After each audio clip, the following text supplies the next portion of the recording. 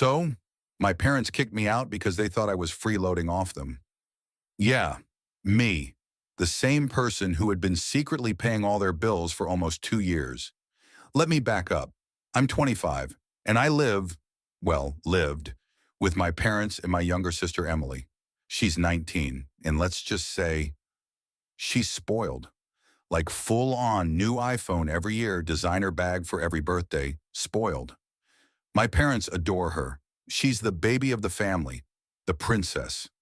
Me, I was more like the family tech support and walking wallet. A few years ago, my dad lost his job and my mom's hours were cut at work. We were struggling. I had just started freelancing online, web design, digital marketing, that kind of stuff. It wasn't huge money at first, but I managed to bring in enough to help cover bills. So I started paying quietly electricity, water, internet, groceries, even the car insurance. I didn't say anything because I didn't want them to feel embarrassed that their son was paying for the house. And on top of that, my sister Emily kept getting new stuff. A MacBook, concert tickets, new clothes every month. My parents would brag about how they were doing fine, but guess what? Those credit cards? I was the one paying them off. Every time my mom said, "Don't worry, honey, we've got it handled," I was the one sitting at my laptop late at night making sure the bills didn't bounce. But then one day, everything changed. I was sitting in the living room, doing my usual, paying the electricity bill, when my dad walks in looking serious. He goes, "Son, we need to talk. You've been staying here rent-free for too long. You're an adult now. You need to start contributing or move out." I literally thought he was joking. I laughed and said, "What are you talking about? I am contributing."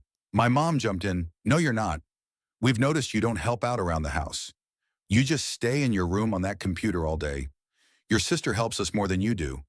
Emily, who hasn't washed a dish in her entire life." I told him, "Mom, Dad, I've been paying the bills. All of them. Check the accounts." But they just looked at me like I was lying. Dad shook his head. "We're not stupid, Aaron. Stop making excuses." That hurt, I realized right then. They didn't care about the truth. They cared about what they wanted to believe. So I packed my stuff. Didn't argue, didn't yell. I just said, "You'll understand one day," and I walked out. A few weeks later, I got my own apartment. Small, but mine. No one yelling, no guilt trips, no sister blasting TikToks at 2 a.m. I focused on my business. And honestly, it took off. I started getting more clients, built a team, even got an office space. Meanwhile, my phone starts blowing up. Mom's calling nonstop. Text from Dad. "Aaron, do you know how to pay the water bill? The internet's been shut off. What do we do?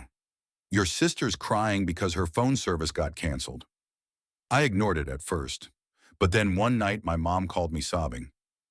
"We didn't know you were paying for everything. We're sorry. Please come home." Apparently, once I left, everything started falling apart. The bills weren't getting paid, the credit cards were maxed out, and my sister's little princess life disappeared overnight. No more expensive clothes, no more new gadgets. And guess what? She finally found out the truth, that her entire lifestyle had been funded by the brother she said she couldn't stand. I still remember her text. "I didn't know. I'm sorry." I didn't reply. A few weeks later, my parents came to my new apartment. They looked different, tired.